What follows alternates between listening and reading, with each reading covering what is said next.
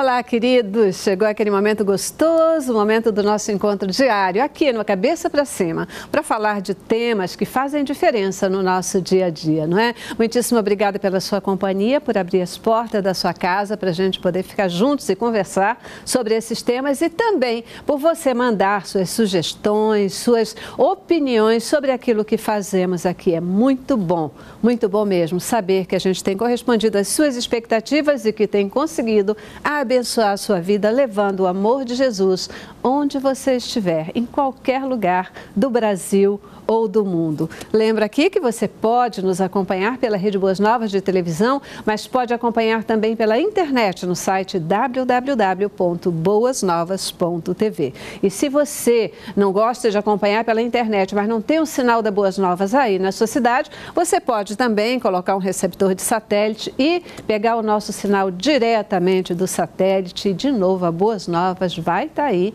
presente com você. No nosso site, você encontra todas as informações necessárias para essa recepção de satélite. Se precisar de ajuda, manda uma mensagem para a gente que a gente vai te ajudar. Vai colocar alguém para orientar você e te dar suporte para que você possa jamais perder a nossa programação. Mais uma vez, muitíssimo obrigada pela sua companhia e o nosso agradecimento especial para você, semeador de boas novas, que tem tido a visão de semear no reino de Deus, semear em terra fértil e tem visto que aqui a Boas Novas é uma terra fértil que leva o amor de Jesus, leva as boas novas de Cristo a toda criatura, que é uma grande missionária que chega onde você não pode chegar muitas vezes. E a gente sabe disso, né? Às vezes a gente pode ir ao campo missionário, a gente com certeza pode evangelizar as pessoas que estão ao nosso redor, mas e aquelas que a gente não alcança? As ondas do rádio e da televisão, elas chegam onde nenhum de nós muitas vezes pode chegar. Que Deus abençoe a tua visão e que Ele possa retribuir a você de forma multiplicada a semente que você planta aqui na Boas Novas. No Cabeça para Cima de hoje, nós vamos conversar com você sobre um tema muito especial e pertinente. Porque, sem dúvida nenhuma, todos nós sabemos e temos consciência do quanto a sociedade moderna tem trazido para a gente evoluções e processos absolutamente significativos que tornam o nosso dia a dia muito mais fácil, muito melhor e que também nos dão qualidade de vida em todas as áreas. Isso é fato, mas existe um outro lado. O outro lado é que, por trás dessa modernidade toda, existem situações e condições que lentamente têm desestruturado a nossa saúde, têm minado a nossa saúde. E a verdade é que cada dia mais pessoas se tornam verdadeiros reféns dessas doenças. Quais são as doenças que podem ser consideradas doenças de estilo de vida? Hoje elas já formam um grupo que vem sendo considerado o mal do século. No Cabeça para Cima de hoje, nós vamos conversar com você sobre essas doenças. O mal do século é o nosso tema. Acompanhe a gente. Começamos com o informativo. A depressão afeta 350 milhões de pessoas no mundo, segundo a Organização Mundial da Saúde, e é mais prevalente entre as mulheres. Aqui no Brasil, cerca de 1 em cada 10 pessoas sofre com o problema. A depressão é atualmente a 4ª causa de incapacidade no mundo e deve ser a 2ª até 2020, segundo a estimativa da OMS. Além disso, os pesquisadores observaram que nos países mais ricos, a idade média de início dos episódios de depressão é de 25 anos, contra 24 anos dos menos desenvolvidos. Ainda assim, nos países com alta renda, os jovens são o grupo mais vulnerável. Já nos outros lugares, os idosos mostraram maior probabilidade de ficar deprimidos. Nos dois grupos, a separação de um parceiro foi o fator mais importante. Pois é, né, gente? A gente falou aí na depressão, o nosso informativo citou a depressão. Você já passou por uma depressão? Conhece alguém que esteja depressivo? Eu quero abordar aqui com os nossos convidados, mas eu vi uma informação de que 70% dos brasileiros já tiveram um episódio de depressão. Doideira isso, não é mesmo? O mal do século é o nosso tema. A depressão é um dos itens dentro desse conjunto. Para nos ajudar a entender toda essa questão, eu tenho aqui no estúdio hoje o Jairo Carioca, você já o conhece? Ele é psicanalista, também é teólogo e pastor, e é sempre um prazer enorme conversar com você, ter você aqui. Prazer meu, tá, Celeste, estar aqui nesse programa mais uma vez. Desde já deixo aqui meu agradecimento pelo convite. Os temas são muito relevantes, né? Nós estamos falando de algo, como falou, informativo, de cada 10, 1, né? E já a estimativa da Organização Mundial de Saúde, que até 2020, 2030, de cada 5, 1. Então é um tema que precisa ser debatido, precisa ser levado para os círculos de conversa, né? Porque, como você deixou bem claro no início do programa, são doenças modernas, né? Produzidas pelo nosso estilo de vida. Pois pelo consumismo desenfreado, pelo capitalismo selvagem. São doenças que produzem. É isso aí. E eu acho que assim, né, a gente conversar sobre isso e começar a entender essa história, me parece o único caminho de começar a quebrar esse círculo vicioso. E é muito paradigma também, né? Então, essa conversa não pode ser uma conversa só de intelectuais. Tem que ser uma conversa de roda de mesa mesmo, né? Pai, filhos, mãe, todo mundo conversando na família para entender esse processo, né? Desse adoecimento moderno, né? Verdade. Mas antes da gente começar aqui, né, ir embora no papo, deixa eu apresentar para vocês também a nossa segunda convidada, a querida Ana Paula Camargo. Vocês também já conhecem a Ana Paula, ela sempre tem estado aqui com a gente, neuropesquisadora cognitiva da Universidade Federal do Rio de Janeiro. Sempre um prazer enorme ter você aqui, Ana. É um prazer nosso, né? Com certeza. Eu sempre adoro vir junto com o Jairo aqui, a gente, né, traz informação para as pessoas. Isso é importantíssimo falar, né? Falar sobre, né? Ainda mais transtornos mentais, né? Que a gente nem gosta nem de falar essa palavra, né? Verdade, transtorno mental, transtorno mental, uma coisa pesada, né? É verdade. Não transtorna só em falar.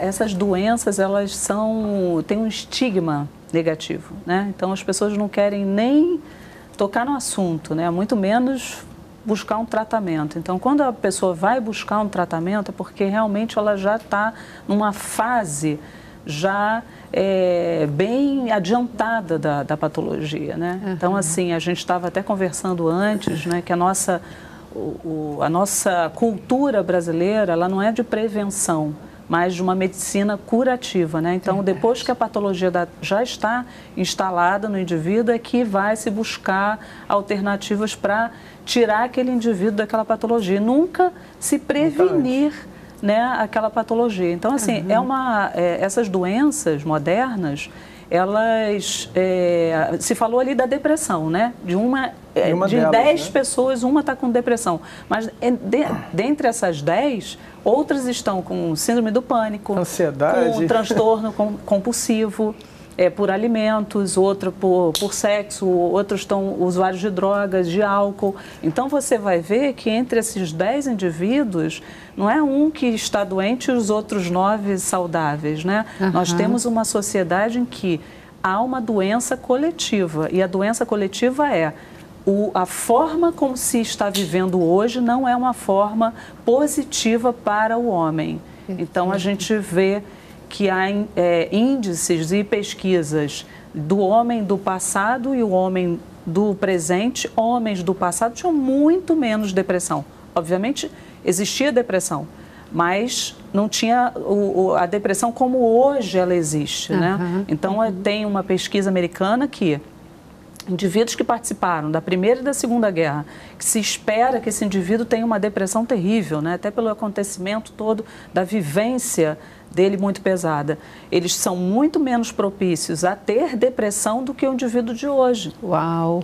Isso é uma coisa louca, muito louca. E a gente estava vendo, né, o próprio informativo já mostra um pouquinho isso, que não tem idade, né? Não tem idade. A gente está vendo que essas questões, elas acometem a criança, o adolescente, o jovem, o idoso. Na verdade, esse fenômeno está sendo mais alarmante porque está sendo atingido cada vez níveis mais baixos, né? Cada vez mais crianças e adolescentes. Eu estava lendo uma pesquisa que dizia que nos Estados Unidos você já tem um grupo muito grande, né, de crianças e adolescentes que já são dependentes de medicamentos para combater depressão e ansiedade. Uau! Quer dizer, ele até falou ali no informativo em torno de 25, 24 anos, mas na verdade já são adolescentes mesmo. Né? Adolescentes já usando medicamentos. Há alguns medicamentos que levam o indivíduo à depressão. Ainda Pois tem é, essa. pois é. Eu daqui a pouco quero entrar nesse método de medicamentos. Quero chegar lá também nos remédios mesmo. Agora, gente, assim, né? A gente está falando doenças da modernidade, doenças de estilo de vida, né? Hoje a gente fala, né? As pessoas, o tempo de vida ele está aumentado, as pessoas estão vivendo mais, porque existem outros recursos que garantem uma longevidade e a gente espera sempre que a longevidade ela venha associada à qualidade de vida, porque eu, pelo menos, eu só quero viver muito se eu tiver saúde. Se for para ficar doente, por favor, é melhor não ficar, né? Só se tiver saúde. Mas quais são os fatores dessa sociedade moderna que estão fazendo as pessoas adoecerem? Quais são esses fatores, como a gente falou ali, né, silenciosos, que eles estão avançando, e as pessoas nem percebem, né? De repente elas se veem tomadas já pelas doenças. Como a gente deixou assim bem claro que é uma questão cultural, a gente precisa entender um pouco a formação dessa cultura, né? Quando Freud escreveu em 1920 um livro chamado Luto e Melancolia, naquela época não tinha essa expressão depressão ainda, era tratado como melancolia, né? Freud ele pontuava que o luto era a perda de algo ou de alguém, enquanto que a melancolia era a perda de si mesmo, né? Era a perda do eu, como ele vai colocar, a perda do eu.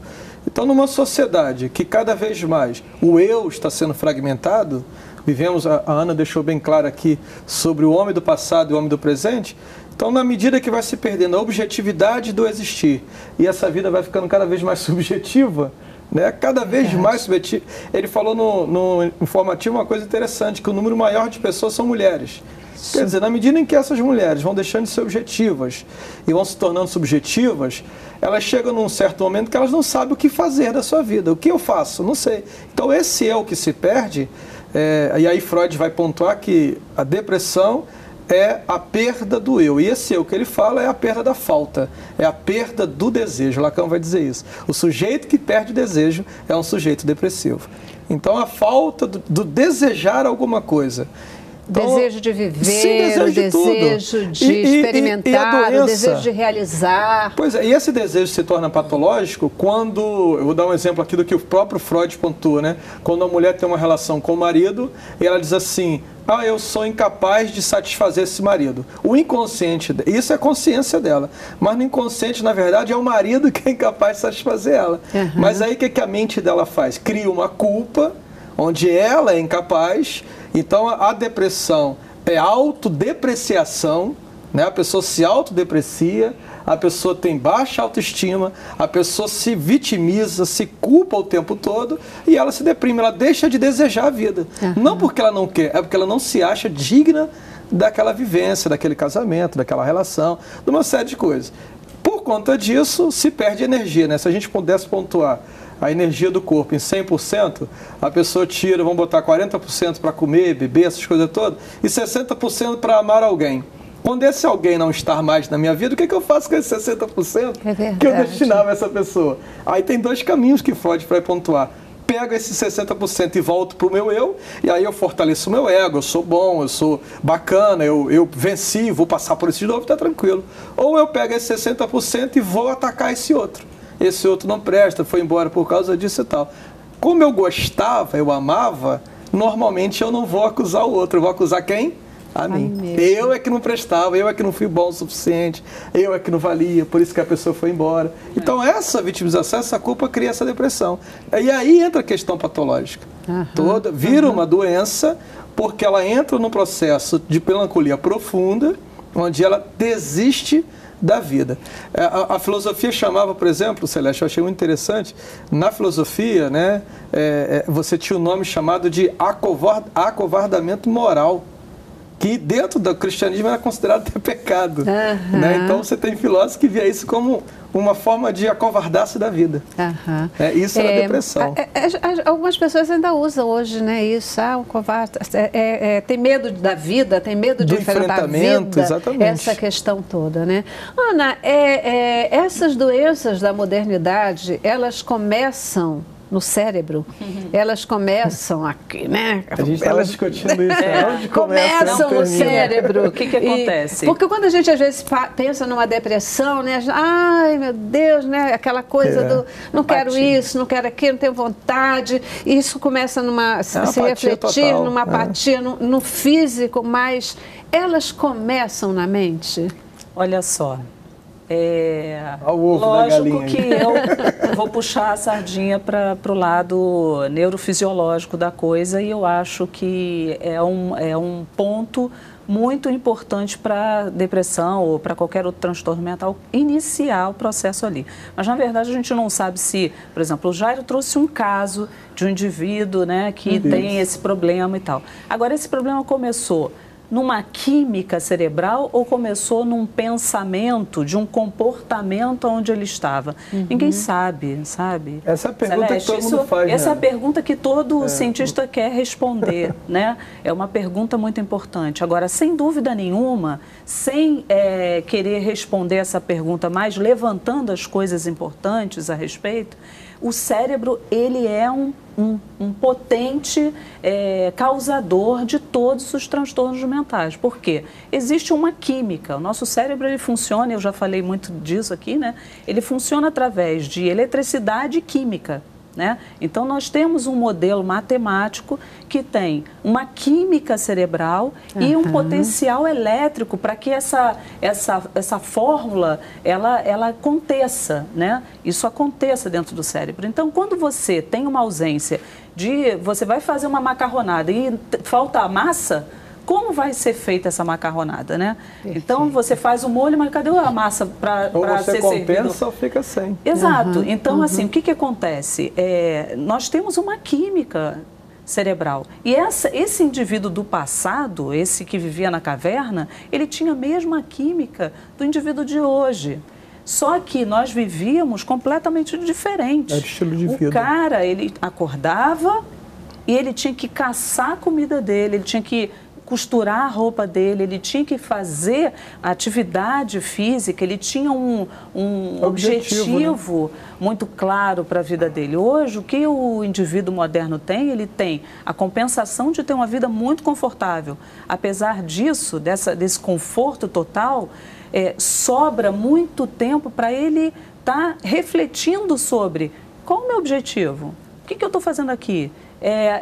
Essa falta de atividade física para o corpo, para a química do corpo, é muito importante. Gente, olha só, eu já preciso para o intervalo, mas eu vou para o intervalo e volto, e eu queria continuar em cima disso que você acabou de comentar, porque tem um negócio aí muito interessante para a gente refletir, né?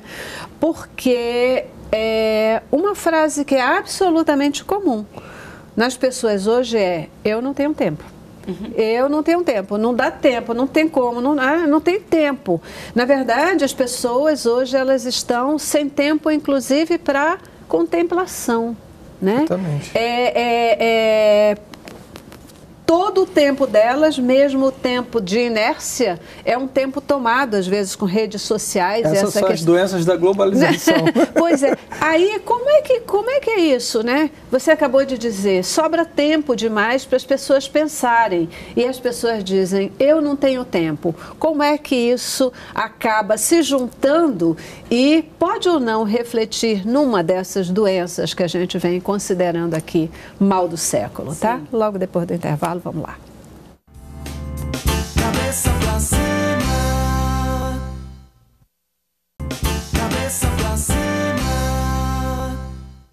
Isso aí, gente. A gente hoje conversando aqui sobre essas doenças, né, que hoje são consideradas mal do século, porque elas vão minando a nossa saúde num tempo em que o estilo de vida nos empurra para situações, né, e às vezes para condições que tiram a nossa razão de ser, tiram o nosso ânimo, quer dizer, está tudo aí, mas parece que nada está aí, né?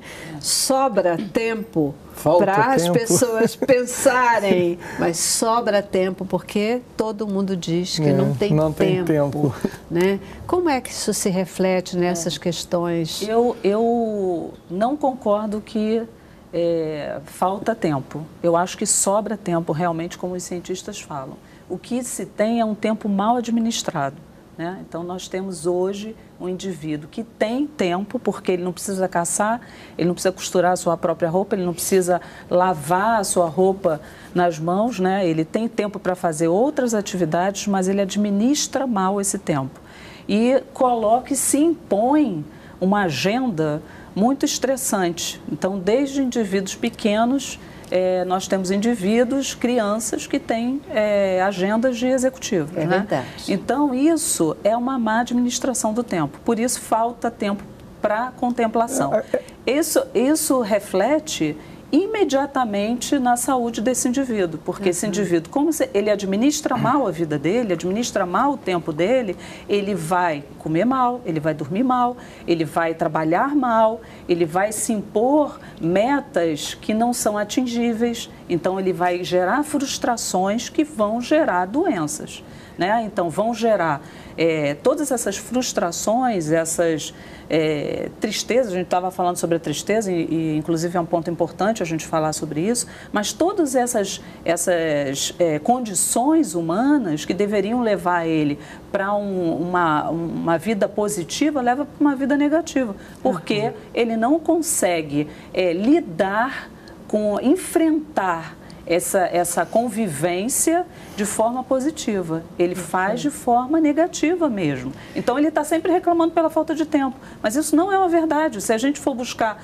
o indivíduo antigo, a gente vai ver que o indivíduo antigo ele estava sobrecarregado, fugindo de uma armadilha, de pássaros, das armadilhas. Foi para a pré-história. Né? É verdade, é verdade. O nosso cérebro desse homem da caverna. Por que a mulher ela é mais sujeita à depressão do que o homem?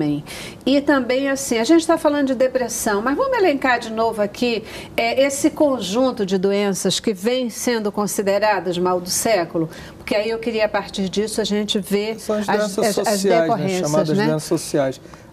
A psicanálise, quando ela pontua, como eu falei que Freud vai pontuar a melancolia e tal, se pensava muito em termos de mulher. Né? Mas a cultura de Freud não é a nossa cultura de hoje. Né? Se a gente fosse fazer uma releitura do livro Luto e Melancolia, hoje seria luto e depressão. Não seria mais a melancolia, até porque o próprio termo melancólico era um termo poético, romântico, né? Muito presente na literatura. E a depressão não, ela surge a partir da psiquiatria alemã, já voltada para a questão da medicina mesmo, é um termo técnico. É uma patologia. Então, é uma patologia. Então, como é que se pensa? Na verdade, há vários pensamentos sobre esse adoecimento, tá, Celeste? Da mulher, né? Do adoecimento em si, da depressão, das doenças fóbicas. Alguns, como você já levantou a bandeira aqui, né, a bola aqui para a gente fazer esse vôlei, alguns vão colocar como um surgimento do soma, né, do corpo, outros vão colocar como adoecimento da psique. Eu, dentro da minha posição psicanalista, defendo que o soma é o resultado da psique. Né? A Ana falou muito bem das energias, na psicanálise chamamos de catexias, a libido, né? São energias criadas pela psique que vai fazer com que o sujeito se movimente. Né? Então, a depressão ela é vista pela psicanálise como uma doença cultural. Quando você tem uma cultura que estabelece, né, o sujeito fazer várias coisas ao mesmo tempo. Né? Antes, as nossas preocupações eram locais. Hoje eu me preocupo com a política da Argentina, hoje eu me preocupo com a economia da China. Quer dizer, esse sujeito, é claro, tem uma preocupação com o terrorismo, né? Com terrorismo. Então você tem uma preocupação. Isso. Você não é mais local. Isso que a Ana estava falando do sujeito que ia caçar, ele ia caçar para a tribo dele, local. Hoje não, hoje você se preocupa com a economia global, a globalização. Junto com isso, né, você tem a questão no nosso estilo de vida, né? Aqui no Rio de Janeiro, por exemplo, é impossível você não se estressar com o caos do trânsito. Né? Você tem a violência, quer dizer, como é que você tem vários fatores todo estilo de vida. Agora é preciso pensar, né, quando a gente estava até conversando sobre isso, É preciso pensar também que algumas doenças têm a ver com fatores genéticos. Sim. É preciso pensar também que algumas doenças são desencadeadas, são sintomas desencadeados por outros adoecimentos, né? A depressão, no caso da mulher, é mais suscetível, porque, vamos pensar assim, que é um corpo mais fragilizado, né? Então você tem o parto, que o homem não tem parto. Você tem... minha filha estava falando para mim essa semana de uma coisa que eu falei com ela, eu sempre desconfiei disso, que a mulher, quando fica grávida, por exemplo, de um menino, toda a genética dela é modificada. Eu não sabia disso. Foi uma pesquisa recente que foi lançada, que quando a mulher se engravida de uma menina, normal. Mas quando é um menino, pelo fato da presença de uma série de coisas, do hormônio e tal, toda a genética da mulher é modificada. Aquele Yzinho lá vai mexer com a gente inteirinha. Bagunça. Então a mulher vai ter desejos que não teve, vai ter alergias que não teve, vai ter uma série de coisas para o resto da vida que foi modificado por causa de uma gravidez. Então o que acontece? O homem não tem isso. A questão da tireoide, que muitas mulheres têm problema de tireoide, isso mexe com o humor, causa depressão, inclusive. Essas cirurgias que estão sendo feitas hoje, aí, questões de estéticas, principalmente a cirurgia bariátrica, ela retira uma parte muito grande do estômago, da onde também vai causar a ausência de uma vitamina do complexo B12, que é a tiamina, que causa depressão. Normalmente, as pessoas que fazem a cirurgia são encaminhadas para um terapeuta, exatamente por causa disso. Então, são vários fatores que vão causar. Tirando esses fatores de lado, os fatores físicos, biológicos de lado, nós vamos para os fatores emocionais. Então, os fatores emocionais é o estilo de vida capitalista, é o estilo de vida onde o envelhecer é proibido, né? Você tem hoje que o envelhecimento é proibido. Então, o sujeito ele gasta fortunas com os produtos cosméticos, né? Para quê? Para não envelhecer. Mas isso é um fato. E ele vai ficar triste, porque mesmo com aquela fortuna toda, vai aparecer uma ruga aqui, outra ali, plásticas e tal. Então, quando o sujeito ele não consegue lidar com esse enfrentamento da vida, que envelhecer é natural, quando ele não consegue lidar... Descobrir a beleza do envelhecer, né? Que as perdas ao longo da vida é natural. Quando ele não consegue lidar com o luto, porque a gente vai perdendo várias coisas ao longo da nossa vida. Quando e ele vai tem ganhando que... outras. Sim. É um olhar, claro, né? É uma forma de olhar, isso. né? Quando a gente não consegue lidar com essa família que já procura um jardim de infância para uma criança, já pensando no vestibular, né? Você falou da Gina, eu me lembrei de uma escola que a criança no jardim de infância já tinha inglês, espanhol, uma série de coisas que por que ela vai querer aquilo? Então, esse estilo de vida, se não adoecer o sujeito, esse sujeito vai aplaudir ele. Mas olha só, tem um livro que eu adoro esse livro, que inclusive se o telespectador quiser comprar, é um livro interessante, fala sobre Alzheimer. Longevidade do cérebro. Então, esse livro ele vem falando sobre essa questão toda aí que o Jairo está trazendo, mas ele diz que nada disso tem importância se, por um acaso, esse indivíduo souber enfrentar tudo isso que se traz. Então, as situações elas vão acontecer, nós vamos ter, como esse indivíduo, por exemplo, que veio desse índice, né, da Primeira e da Segunda Guerra, eles são muito menos suscetíveis a ter depressão do que o indivíduo de hoje. Você vê que o indivíduo da Segunda Guerra, ele passou por uma situação que a gente nem imagina, inimaginável. A gente vê constante, né? Nós vamos ver um filme, a gente fica imaginando, chora aquele filme, mas a gente não imagina como seja ficar 5 anos vivendo aquilo, vivenciando. E esse indivíduo não entra tão em depressão quanto o indivíduo de hoje. Então, a questão não é o que você sofre, mas como você encara esse sofrimento. Então, verdade. Esse livro vem trazendo essa informação, que eu acho que é uma informação assim maravilhosa para a gente conseguir encarar a nossa vida. É um enfrentamento todos os dias. O autor deve ser psicanalista. Por quê? Olha, eu acho assim, até duas coisas, né, que vocês colocaram, que eu acho que elas são fundamentais da gente chamar a atenção quando a gente está aqui nessa reflexão sobre esse, né, o mal do século, que na verdade não é uma coisa, mas são várias coisas que elas se juntam para destruir o ser humano, para, na verdade, fazer com que essa pessoa ela se anule, porque ela quase que esquece ou deixa de ser para ficar voltada para o ter. né, que é o grande apelo da nossa sociedade moderna. E quando a gente deixa de ter, a gente fica ansioso, a gente se angustia, a gente não fica sabe lidar com a em depressão, não consegue lidar com essa falta. E aí vem a questão que a Ana colocou agora, né, que é a nossa decisão de como lidar com essas situações. Até já existe, você está falando no livro, eu acho que é bacana a leitura, mas já tem até um ditado, uma coisa que corre aí no popular, na internet, no Facebook, etc., que traz essa verdade maravilhosa. Bom, os gregos já diziam, mais importante do que o problema é, né, a forma como você vai lidar e enfrentar esse problema. Isso é que é decisivo, isso é que vai fazer efetiva diferença. Que também, Celeste, é cultural. Né? Quando você aprende a lidar com o problema, quando você tem próximo de você alguém que passou por aquele problema que você está passando e a pessoa diz, olha, eu passei por isso e aprendi isso e te ajuda, te dá a lição. Então também é cultural. Eu preciso aprender, né? Como enfrentar esse problema, eu preciso aprender. A importância do terapeuta é exatamente por causa disso. Porque o sujeito, quando chega na clínica, ele olha o terapeuta como o sujeito da vida dele. Ele chega assim, me diz o que fazer. Né? Ele é o objeto e o terapeuta é o sujeito que vai dizer. É o que Lacan dizia, é o pai. Né? Eu preciso que meu pai me diga o que fazer. E o que o terapeuta faz? Ele não diz o que fazer.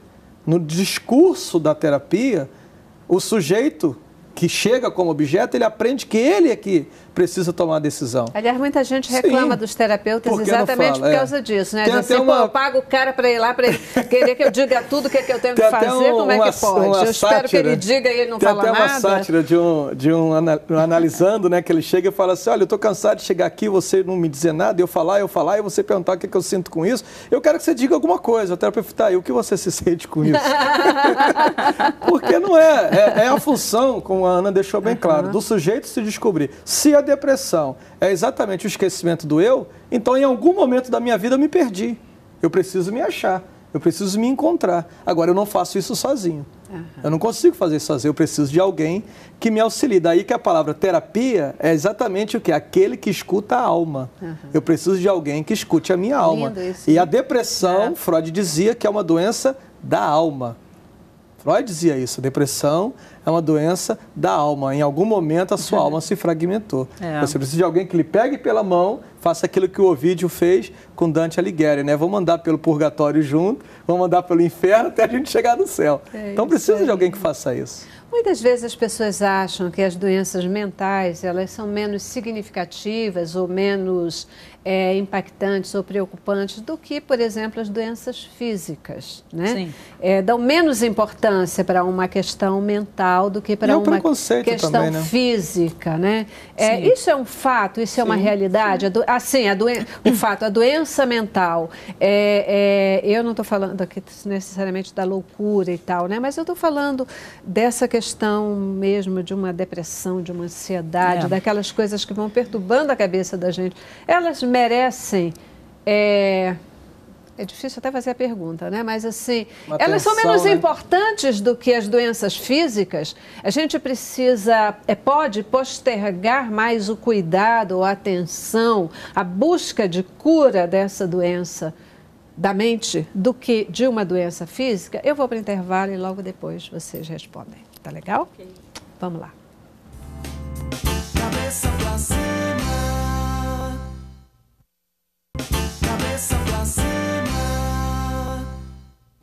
Pois é, né? Muitas vezes a gente se depara com essa questão de a doença, a ansiedade, essa angústia que começa a bater na gente. Isso é uma coisa física, isso é uma coisa mais mental, isso é espiritual.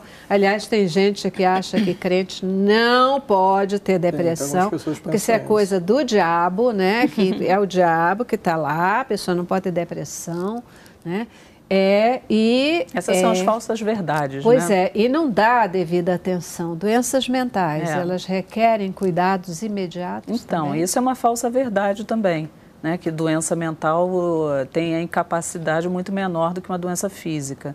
A única diferença é que a doença física você conta, você mede, você vê através de exames.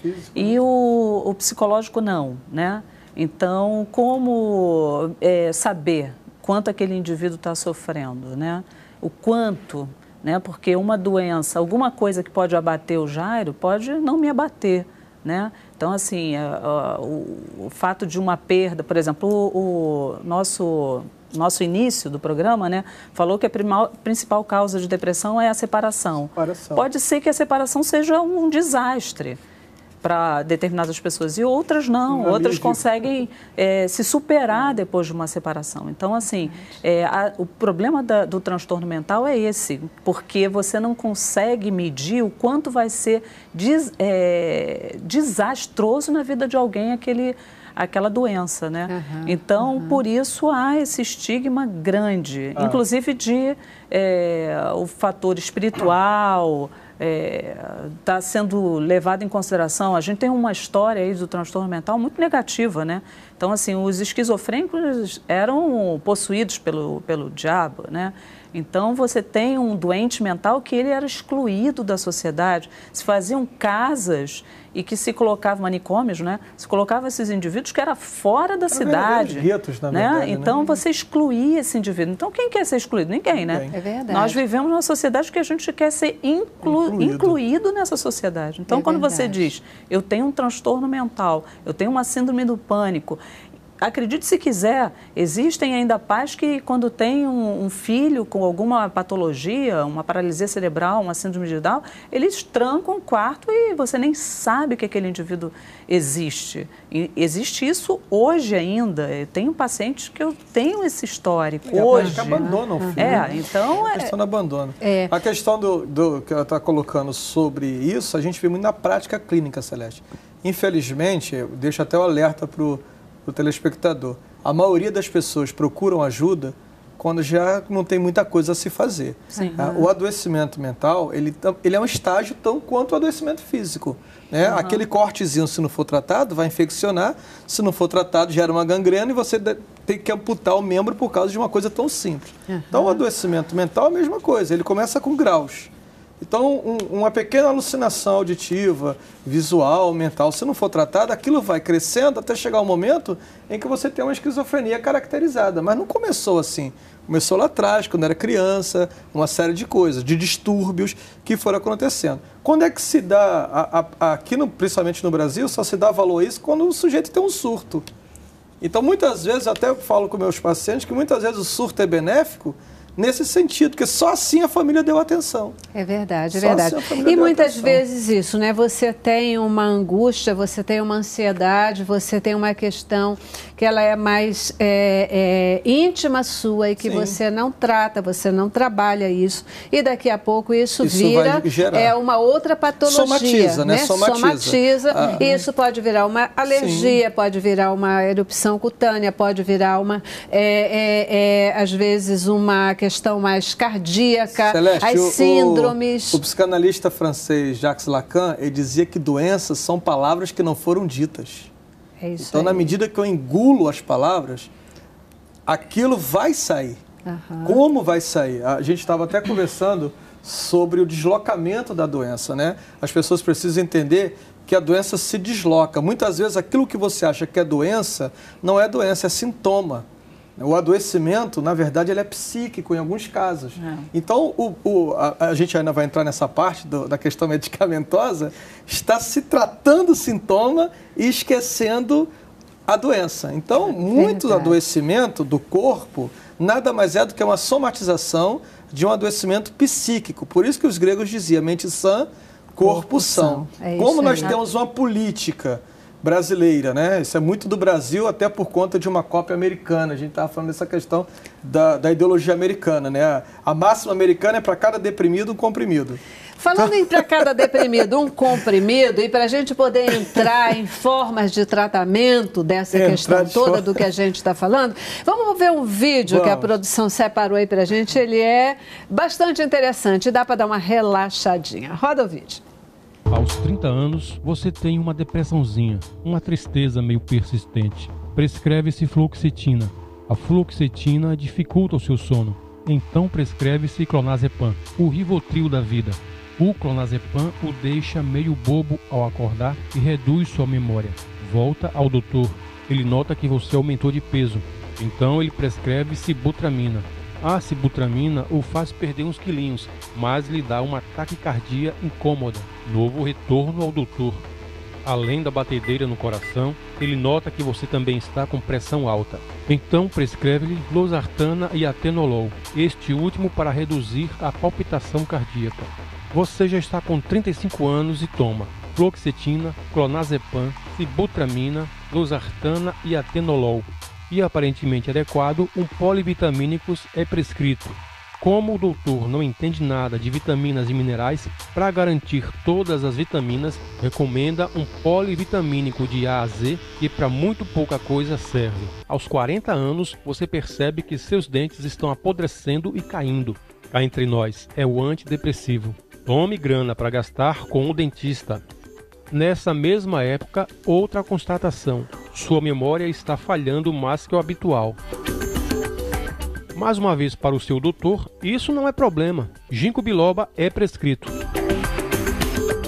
Nos exames de rotina, sua glicose está em 110 e seu colesterol em 220. No verso do receituário, o doutor prescreve metformina mais simvastatina. É para evitar diabetes e infarto, diz o médico.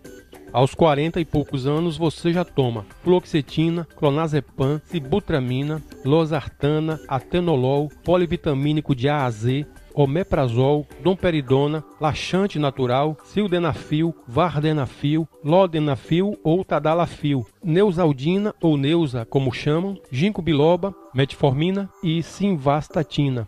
Convenhamos, isso está muito longe de ser considerado saudável. R$1.000 por mês e sem saúde. É o que eu falei, que a gente estava conversando aqui, né? Para essa pessoa eu tenho o remédio do Tom Zé. Ao persistir os médicos, os sintomas devem ser consultados. Porque, né? Você tem noção, Celeste? Porque, olha, isso é uma realidade. Não, você tem noção grande, que o Brasil, hein? É o terceiro maior país consumidor de Rivotril. O Brasil é o terceiro país que mais consome Rivotril no mundo. E aí vocês, meus especialistas, o que é que vocês recomendam? Como enfrentar esse mal do século? O que a gente pode e deve fazer para começar a dar uma virada nessa história? Primeiro, eu acho que o mal do século não são essas patologias. Já de início, o mal do século é falta de amor. E a questão da patologia, eu acho que há um diagnóstico errôneo nas pessoas, né? A pessoa sente uma tristeza, estou deprimida. A pessoa tem uma ansiedade normal, eu tenho uma síndrome do pânico. Então, as pessoas precisam aprender a conviver com elas mesmas e aprender que tristeza é muito importante para o cérebro. Ansiedade é muito importante para o corpo. Então, todos esses sintomas que são ditos que são patologias são importantes para a nossa vivência. Então, nós construímos nossas experiências positivas, inclusive, para o nosso corpo e para a nossa mente, com enfrentamento de situações complexas, não são situações simples. E situações complexas são situações de perda, situações de tristeza, situações de alegria intensa, situações de desafios que não têm solução. Desafios sem solução são importantíssimos para o cérebro. O cérebro, nós pegamos um problema de matemática, um problema no seu trabalho, que você não vê uma solução, você diz, deixa para lá. Depois eu vejo isso. Você disse isso, o seu cérebro não diz isso para você. Ele continua trabalhando até ele achar uma solução. Um dia você está tomando um banho, ou você está numa floresta andando e de repente cai a solução. Aí você diz, nossa, veio do céu. Não veio do céu, veio do seu trabalho, do seu cérebro. Então, você precisa entender, isso é muito importante, que nem tudo que acontece com você é patologia. Nem tudo que tem na sua vida é patológico. É muito importante você ter uma ansiedade, você ter uma fuga de alguma coisa. Isso é muito importante, você se expor a vida. O problema é que as pessoas não querem exposição, elas querem um comprimido para tamponar essa exposição. Quem está aqui precisa se expor a amar, É um desafio. Dói. E as pessoas Dói. não querem se expor ao amor. Nem Mas ao a amor gente próprio, volta- nem ao amor ao A próximo. gente volta de novo à questão É muito cultural, né? melhor a gente sofrer a dor do amor do que nunca amar. Do que nunca não é? amar. Fala Isso sério. é poético, né? A questão desse problema eu vejo ainda como uma questão, né, que vai da questão cultural e que vai de encontro à ética psicanalítica, né? A cultura, o capitalismo, ele inclui para excluir. Porque quando você tem toda essa situação desse vídeo que mostra uma série de medicamentos, você vê que existe uma demanda para isso. Senão não haveria essa indústria, né? Então, aparentemente, é um capitalismo que inclui, que abraça o sujeito. Não, eu tenho um remédio para você, eu tenho uma solução para você. Só que esse sujeito vai de encontro à ética capitalista. Porque a ética capitalista é o quê? Produzir. E o sujeito deprimido não produz. Então, ele inclui para excluir. Porque ele agora fala, não, você é deprimido, você não trabalha. Ele, verdade, o sujeito deprimido, ele faz o quê? Ele vai dormir. Na verdade, ele não quer fazer nada. Não, ele inclui para excluir. Ele faz assim, essa indústria farmacêutica, ela quer que você compre. E depois não interessa se você depois... Mas é uma coisa que leva a outra, que leva a outra. Eu quero deixar como destaque, e aí eu vou provocar o meu psicanalista e pastor, né? Por isso que eu gosto que ali aparece o crédito de pastor psicanalista, porque assim, né? É a hora onde o deserto, ele é necessário para a gente se fortalecer. A gente estava discutindo isso, né? Quando Jesus fala assim, para uma galera extremamente ansiosa, Jesus olha para eles e diz assim, eu vou dar um remédio para vocês, olhar os lírios do campo. O que Jesus estava falando para olhar os lírios do campo não era a contemplação da beleza. Jesus estava falando de todo um processo que vai do nascer até o processo do finalizar. Porque a flor bonita, ela também vai murchar e vai cair. Então, o que Jesus estava falando era da perenidade, era do tempo que passa. Então, Jesus está dizendo assim, vivo agora. Não. Porque a ansiedade, eu sempre gosto de falar essa frase, né? A ansiedade é excesso de futuro, depressão é excesso de passado. E o que você está fazendo com hoje? É isso aí. Né? Porque essa flor, se você não olhar ela hoje, amanhã ela não está lá, Celeste, amanhã ela já foi. E eu não tive tempo para olhar a flor. Então Jesus está dizendo isso, arrume tempo, veja a flor. O Tagore, né, o filósofo, ele diz isso, né, que é preciso viver o momento presente, viva que agora. É o único que está em nossas mãos. Carpe diem, aproveite o dia. Na verdade, o único em que a gente pode ser feliz. Pois é. Né, o único. Olha, eu já vou para o nosso último intervalo, infelizmente, mas vou para o intervalo e a gente volta para considerações finais, tá bom? Vamos lá. Cabeça pra cima. Cabeça pra cima. É isso aí, queridos, o mal do século, né? A gente aqui trazendo e refletindo sobre essas questões e a gente vê, e eu não consigo deixar de pensar no que a Bíblia nos diz, né? Ainda que eu falasse a língua dos santos e dos anjos e não tivesse amor, eu seria aí com o metal que soa, né? Só ia fazer barulho, essa coisa toda, porque o amor faz toda a diferença e talvez seja isso mesmo, o mal do século. Falta de amor, né? Falta de amor, falta da gente olhar para o outro, mas olhar também né? Para a gente mesmo, porque Jesus nos ensina isso, né, Jairo? Nunca ele diz, outro se você não tem. Isso, ele diz, você tem que amar o próximo como a si mesmo, Exatamente. O que significa que você tem que se amar, você tem que estar estruturado, porque senão você não consegue fazer e dar esse amor. Isso não é fácil. O que Freud vai falar, né? Você volta a energia para si. Amar não é o ego, né? Eu sou ótimo, eu sou maravilhoso. Exato, não é isso. É você compreender que você faz parte de um todo e que você pode se permitir a deixar que o outro te ame. Então você tem que compreender as suas fraquezas. Quando você compreende as suas fraquezas, você se permite que o outro te ame e assim você vai amar o outro. Isso, a neurociência está tentando explicar demais, porque isso é muito difícil. Isso vem lá do útero, lá do DNA desse indivíduo e que precisa, isso daí é um desafio tremendo para o ser humano. O ser humano, ele está em interação com o outro justamente para entender essa partícula divina que é do amor interno. Então, para ele chegar nessa partícula, ele vai ter que caminhar com o outro, que é o espelho dele, para entender ele mesmo nesse amor. Lacan dizia que o outro é meu espelho, né? Lacan sempre falava, o outro é meu espelho. Então, como o caminho do sujeito é o desejo, Lacan dizia que o desejo não é para si. O desejo do sujeito é sempre o desejo do outro para o outro.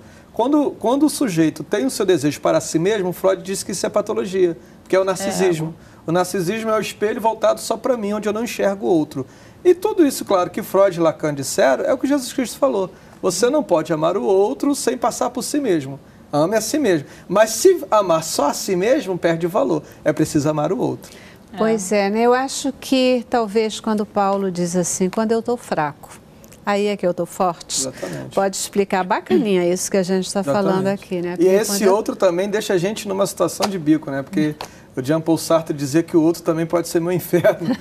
É verdade, mas é porque o seu próprio inferno o outro te aponta, é claro. O outro inferno, a palavra inferno em si já é fogo dentro, né? Você já se arde por dentro. Porque ele vai te mostrar coisas que você precisa encarar, que você precisa aceitar, né? Aceitação pessoal.